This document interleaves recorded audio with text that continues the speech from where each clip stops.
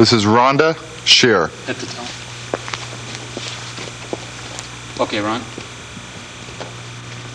Hi, my name is Rhonda Shear, and for as long as I can remember, I've been a double-jointed klutz. My mom said that even while she was carrying me, I was klutzy. Instead of most babies that drop before they're born, I fell. I was the only baby born with skin knees. My mom called it an undeveloped talent, but my dad, he said it was a nervous tic. So they called the doctor, and he said that all I needed was contact lenses that I kept losing.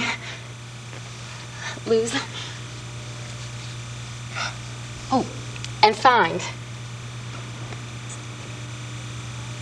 Except for when they fall into the cushions in the chairs of producers' offices.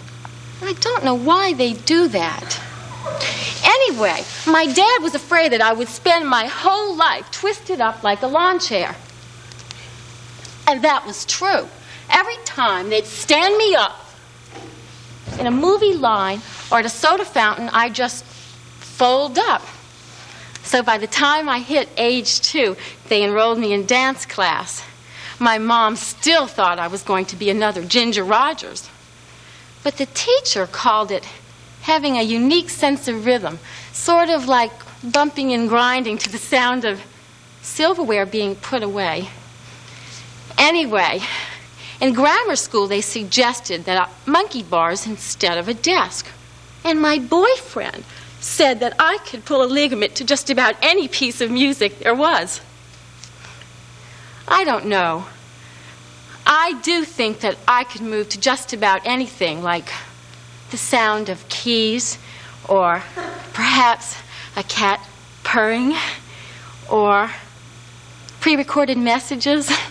Anyway, by the time I was out of college, I did the only thing that a nearsighted Southern Jewish American princess could do.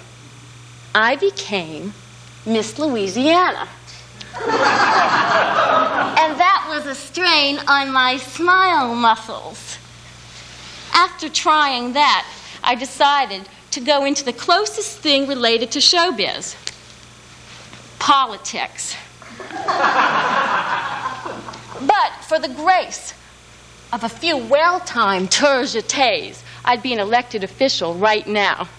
Anyway, here I am in Hollywood, a limber klutz, hoping that you like me as much as I like you. And if you do, will you clap real loud? Because I think I just lost my other contact lens. Thank you.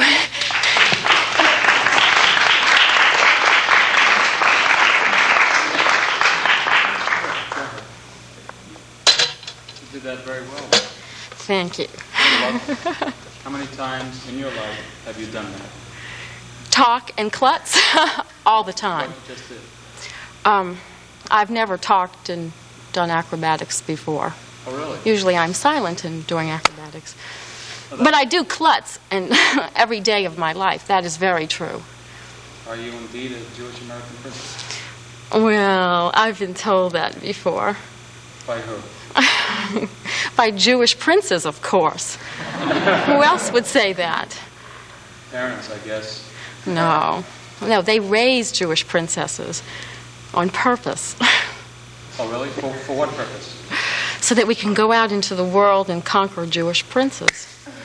I mean, don't you know that you're a spinster by the age of 23 in Jewish parents' eyes? No? From a few bars?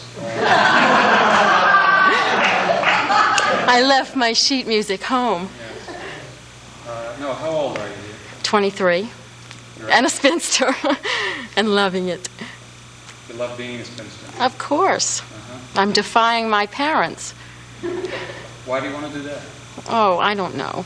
Yes, you do. Well, okay, I do know. My sister got married at 22, and my 2 brothers did everything that my parents expected, so I thought I would be different. And I'm different. You certainly are. I just love what you did. What did you do in Playboy? Well, I posed with all my clothes on, and I still got in trouble. Yeah, tell me that story. Well, there was a photographer by the name of David Chan who came to New Orleans and wanted to do a layout on girls of the New South. And being very curious, I went to see Mr. Chan. And I knew that I was not going to pose without my clothes, but I still wanted to, being very curious, Jewish trait, I went to see him. And he selected 2 girls out of about 50 to pose with their clothes on. So I got out there in my little antebellum dress, which is typical of all Southern belles, and posed and got in trouble. Well, the reason I got in trouble was because there was a group of people in New Orleans called the Floral Trail Society, which is very prim and proper, and I was reigning as their queen, and they did not like the connotation of my being in Playboy. So that's what happened.